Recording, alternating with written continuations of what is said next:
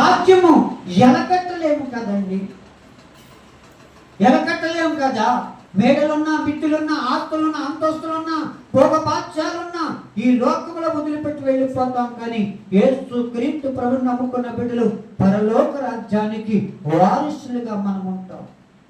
పరలోక రాజ్యానికి వారసులుగా మనం వెళ్ళినప్పుడు రేపు నిత్య నరకములోంచి తప్పుకుని, అగ్ని గుణాల నుంచి తప్పించుకుని ఆయన రాజ్యములో వారసులుగా చెయ్యాలని ఆయన ఆశపడ్డాడు. ఎంతగా ప్రేమించాడంటే మనలను ఆయన రక్తము సిందించి ప్రాణం పెట్టి కూడా మనల్ని ఆయన కొనుక్కున్నాడు. ఆయన రక్తం ద్వారా మనల్ని కొనుక్కున్నాడు. అటువంటి బిడ్డలము ఈవేళ దిగులు చెందవలసినటువంటి ఎట్టి పరిస్థితులను కూడా అవసరం లేదండి.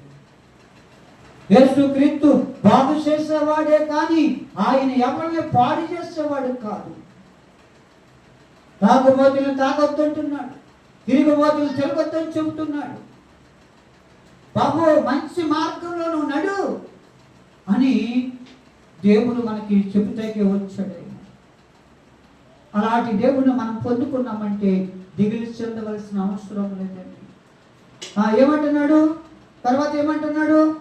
ఆశీర్వదించిన తర్వాత వారందరూ తిని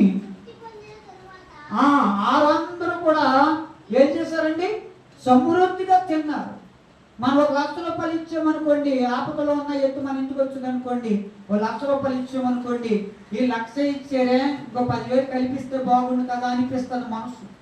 అదే ఇంటికి వచ్చిన మనిషికి సమృద్ధిగా మనకున్న దాంట్లో భోజనం పెట్టి పంపించామనుకోండి, అయ్యా కొంత వడ్డించుకోమంటే, అమ్మ వద్దమ్మా, చాలా సమృద్ధిగా తిన్నానమ్మా, నేను చాలా సమృద్ధిగా పెట్టావమ్మ, నాకు సరిపోతుందమ్మని తుప్పుది పడిపోతారు.